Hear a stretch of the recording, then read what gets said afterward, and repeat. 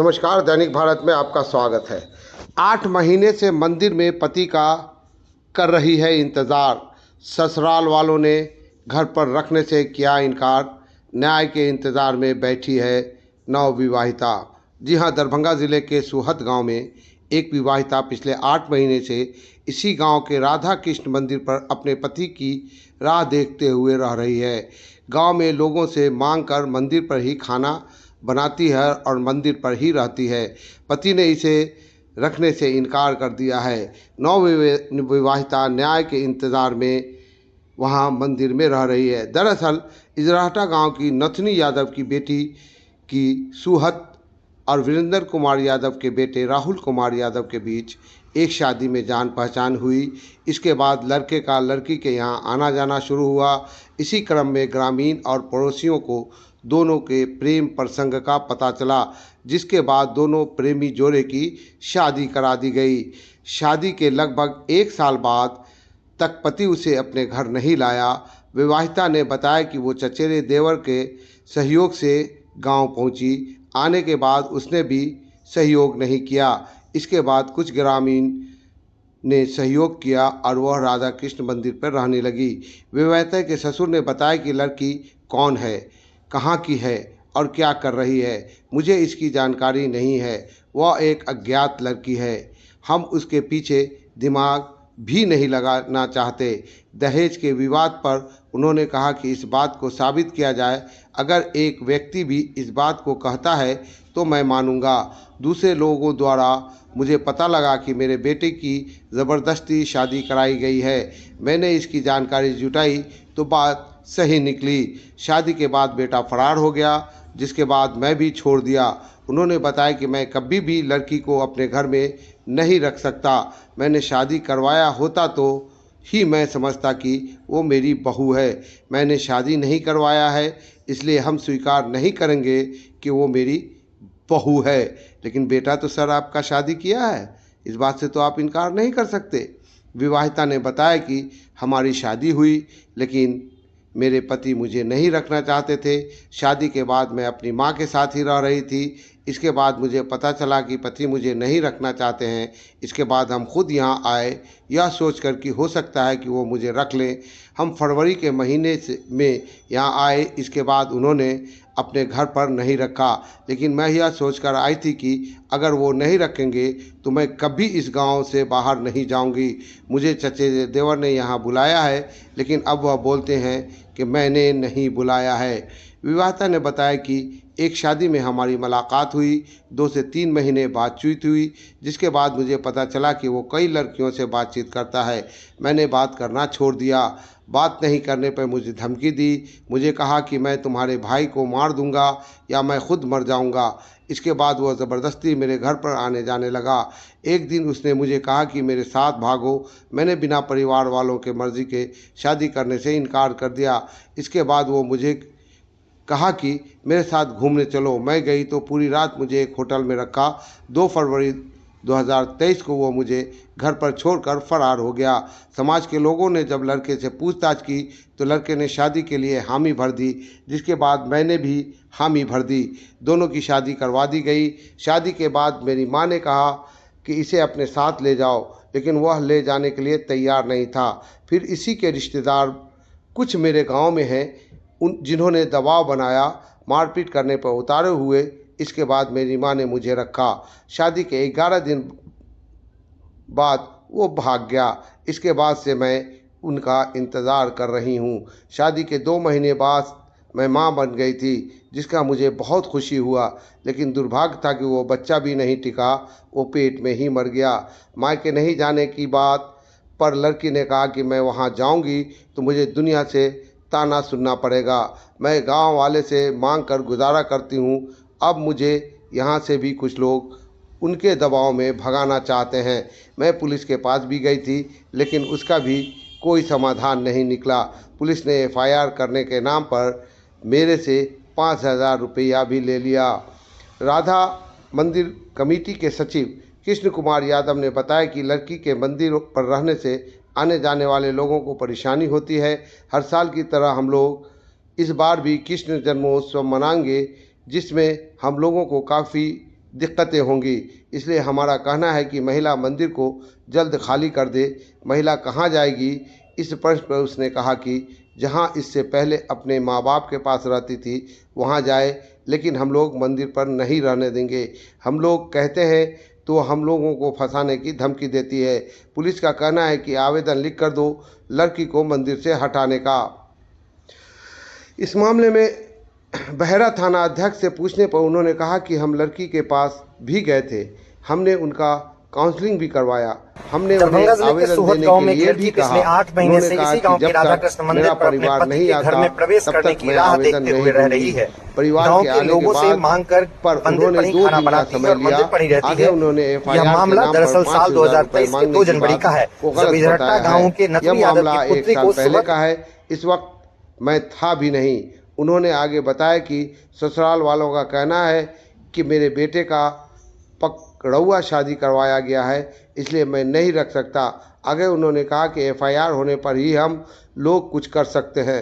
मैंने कहा कि लड़की को सुरक्षा देने की जिम्मेदारी मंदिर कमेटी की है और वो अभी तक इस बारे में सूचना भी नहीं दिए हैं। क्या नाम है आपका? फूल कुमारी। क्यों बैठी है आप मंदिर पे? अपना पति की इंतज़ार करते हैं। कितना दिन से इंतजार कर रहे हैं मंदिर पे बैठ के? वैसे तो इंतज़ार करते हैं 1.5 साल से, बल्कि यहाँ 7 महीना से। क्या लग रहा है आपको हमारे पति लौट के यहाँ आएंगे? विश्वास तो है। कब तक आप बैठे आस लगाए बैठे रहेंगे यहाँ पे? जावे तक हम जिंदा रहेंगे तब तक। फिर गांव के लोग, उनके माँ बाप क्या बोलते हैं आपको? उसका माँ बाप मतलब बोलते हैं हम इसको नहीं रखेंगे। तो यही बात हम लड़का के मुख से सुनना चाहते हैं। अगर लड़का यहाँ पर आके बोल देना हम नहीं रखेंगे, तो आगे तो कुछ डिसीजन होगा हम लेंगे या वो ले। चाहे वो रखने के लिए तैयार होगा तो उसमें तो ठीक है, और नहीं रखेगा तो आगे तो कोई डिसीजन हम लेंगे तब। क्या नाम है आपका पति का? राहुल प्रसाद यादव। कैसे आप दोनों की शादी हुई थी? हम दोनों लव मैरिज शादी किए थे। मतलब हम नानी गाँव में रहते थे सब दिन बचपन से। पापा तो बहुत गरीब था, तो मेरे मम्मी मतलब उतना नहीं था। हम 5 भाई बहन थे, तो वहीं पे रहते थे। श्यामपुर, अलीगढ़ श्यामपुर मेरा नानी गाँव है, वहीं पे। तो एक लड़का के शादी हुआ वहीं पे, तो ये भी लड़का गया था वहाँ पे। उसी में हम दोनों का मुलाकात हुआ, बातचीत होने लगा। हम 3 महीना इनसे बात किए, उसके बाद हम लड़का को छोड़ दिए। बहुत गलत था ये लड़का, हमको टॉर्चर करने लगा। फिर तुम्हारा भाई को मार देंगे, हम मर जाएंगे, ऐसी ही बात करके हमें डरा के बोले एक दिन भागने के लिए। तो हम बोले नहीं भागेंगे, तो बोला नहीं भागोगे तो हम मर जाएंगे और तुम्हारे एगो भाई को मार देंगे। तो ये जैसा बोला ऐसा किया। ये बोला हम बाहर चलेंगे तुम्हें को लेकर। तो हम गए, तो बल्कि बाहर नहीं, ये होटल में हमें भारत रख के फिर 2 तारीख को हमें घर पे लेकर आया, 2 जनवरी को 23 में। तो आए तो समाज लोग के पता चल गया था। तो समाज लोग, हम दोनों आए तो अंगना आया, इनसे पूछ पाछ किया, हमसे भी पूछ पाछ किया गया शादी करना है। तो ये लड़का बोला अभी नहीं शादी करेंगे, दीदी को मार उसके बाद करेंगे, 1 साल के बाद हम मगर करेंगे इस लड़की से शादी। तो समाज लोग बोला 1 साल के बाद घुमाने के लिए इसको ले जाता, अभी नहीं जाता। फिर मुखिया या महमूद आलम, इनसे पूछा, या महमूद आलम मुखिया के दबाव में बोला हो या ये अपना मर्जी से, बल्कि ये राज़ी हो गया, हम भी राज़ी हुए। समाज की मर्ज़ी से हम अपना माँ पापा की मर्ज़ी से शादी कर लिया। फिर मम्मी बोला हम मतलब मंदिर पे जहाँ पर शादी हुआ, मठी टोल इजराटा, जहाँ पर महादेव मंदिर में शादी हुआ, वहाँ पर मम्मी बोला हम इसको अब नहीं रखेंगे, अपना ससुराल जाए। उससे इस गांव का रिलेशन है, उस लड़का को मेरे गांव में, वो दबाव डाल के मेरे मम्मी को रखवा दिया। 11 दिन रहा, फिर लड़का मेरे ही घर पे से चला गया। मेरा भाई के लेकर आया तो मॉल में छोड़ दिया, फिर वहाँ से चला गया। फिर 2 महीना के बाद हम माँ बन गए थे। बहुत खुशी हमें मिला था जब माँ बने थे हम तब। फिर देखे तो तीसरा महीना में बच्चा भी नुकसान हो गया। उसका इंतज़ार किए हम 1 साल तक, वो नहीं आया। फिर हमें पता चला लड़का कहीं शादी कर लेगा, हमें कभी नहीं लेकर जाएगा। और हम ये सोच के रखे थे हम उस गांव जाएंगे तो वापस माई के यहाँ कभी नहीं आएंगे। हम आए उसके घर पे गए, वो नहीं रखा, हम मंदिर पर आकर रहने लगा। उस दिन सब मंदिर पर है। इतना दिन समाज लोग हमें ये नहीं बोला कि आप नहीं रह सकते। सब मतलब सब मदद करता, अभी भी करता है मदद, बल्कि अब ये 10 दिन से समाज लोग बोलता है इस मंदिर पर रहना ठीक नहीं है। तो हम समाज को बोलते हैं हम मंदिर पे से नहीं जाएंगे, अगर भगाना था तो पहले ही हमको भगा देता, अब कहीं नहीं जाएंगे। पुलिस में इसके बारे में आप कंप्लेन नहीं किए? हम एक बार गए थे पुलिस में, तो जो अभी सर है वो सर सब नहीं था पहले, चेंज हो गया। हम गए 5,000 मेरे मम्मी से पैसा लेकर, बोला अपहरण केस तुम पर ही कर देंगे, लड़का को गायब किया। उस दिन से हम नहीं गए थे। फिर निभा दीदी के साथ हम 13 तारीख को गए वहाँ पर, तो बोला हम मतलब केस कर लेंगे, मतलब FIR दर्ज करेंगे। हम क्यों नहीं करेंगे, मतलब इस दोनों के खातिर हम अपना नौकरी तो नहीं छोड़ सकते, हम करेंगे केस। तो हम वो आया था यहाँ पर सर 2 दिन आया, तो फिर हमें बोला आप केस करिए। तो हम बोले सर हम 2-4 दिन के बाद गार्जियन के लेकर आएंगे तो हम केस करेंगे। तो अभी आप इस मंदिर पर रहना किसी तरह की दिक्कत हुई है आपको? बहुत तकलीफ है, मतलब यहाँ पर बहुत टॉर्चर किया जाता है। किसके द्वारा टॉर्चर किया जाता है आपको? मतलब जैसे ये लड़का उड़का है इस गाँव का, वही है। आप प्रशासन से क्या सुरक्षा चाहते हैं?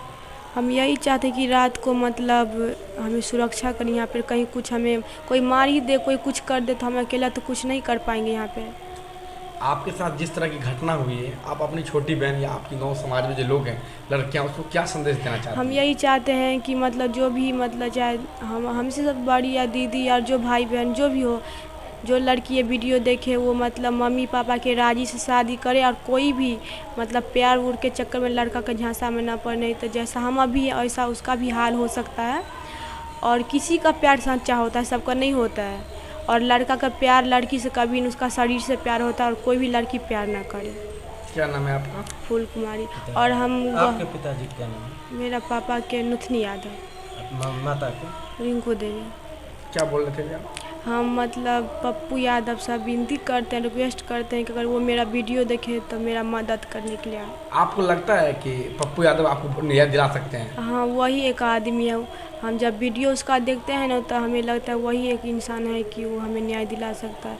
कि दुनिया में हम देखते हैं वो सबका अपना बेटी मानता है, और हम भी उसका बेटी तरह हैं। और हमें भरोसा इतना है कोई न्याय दिला सकता है, इंसाफ वही दिलाएगा हमें। कौन है आप? राहुल कुमार के पिताजी। क्या आपके लड़का शादी क्या था उस लड़की के साथ? शादी कहाँ किया, जबरदस्ती पकड़ के प्रशासन की गाड़ी पर से उतार के शादी किया मंदिर में जाकर के। फिर लड़की अभी आपके गांव में मंदिर में बैठी हुई है। लड़की बैठी हुई है तो उनको हम पहचानते हैं थोड़े, कौन लड़की है, अज्ञान लड़की है, कौन है नहीं है। हम तो देखे, हम अपने से शादी तो नहीं किए हैं, हम उसको पहचानेंगे। आपका लड़का कहाँ है अभी इस वक्त? मेरा लड़का कोई पता नहीं है, उसी रोज से जहाँ वहाँ से गए उसके बाद मेरा कोई पता नहीं। आज तक आप पुलिस में कंप्लेंट दर्ज कराई है? हम कंप्लेन नहीं दर्ज करें, हम मूर्छित हो गए बेटा के ये कहानी सुन करके, छोड़ दिए। लड़की आपके घर पे भी आती है क्या अभी? नहीं, कभी नहीं आई है। केवल 112 लेकर आए मेरा दरवाजा पर, जो हमसे पूछने के बाद वो लड़की को है ना, आप तुम घर पर चले जाओ, अच्छा हुआ, यहाँ तुम मंदिर पर नहीं रहो। कितना दिन से मंदिर पे लड़की रह रही है? 6-7 महीना से लगभग। आपकी लड़का की जो शादी हुई थी जबरन, आपको पता था कि आपके बेटा को पकड़ के शादी करवा दिया गया? 1-2 रोज के बाद में पता लगा। किसके द्वारा पता चला आपको? ग्रामीण समाज द्वारा बोलने लगा फला को शादी हो गया, फला को शादी होता हूँ। फिर आप लोग नहीं पूछे उसके घर, लड़की के घर? नहीं, हम अभी तक उस गांव नहीं गए हैं कभी। लड़की के पिता आपसे बात करने आए थे? कभी नहीं। उसके परिवार से कोई आए थे? क्यों नहीं। तो आप प्रशासन से क्या मांग करना चाहते हैं? प्रशासन से हम क्या मांग करेंगे? मेरा जो जायज है, जायज होना चाहिए। क्या नाम है आपका? मेरा नाम रिंकू कुमार यादव।